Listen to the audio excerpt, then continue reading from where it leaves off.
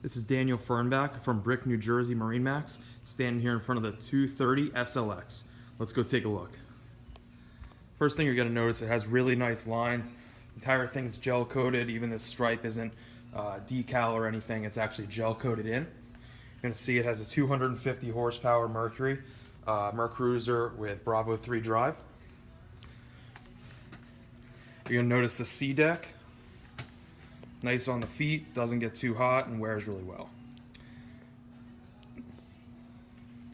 Back here, you're going to have the bench. Either be a lounger or moves up so you can have seating. A lot of seating in here.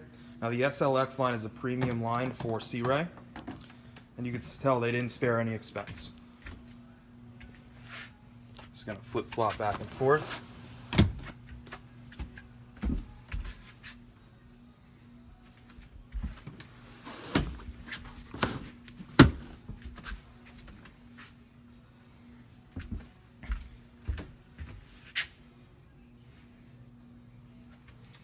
Plenty of seating up at the bow. Curved glass for more appeal. And we have a ski tow tower. If you have more questions, please contact me, Daniel Fernback out of the Brick, New Jersey store. Love to show you.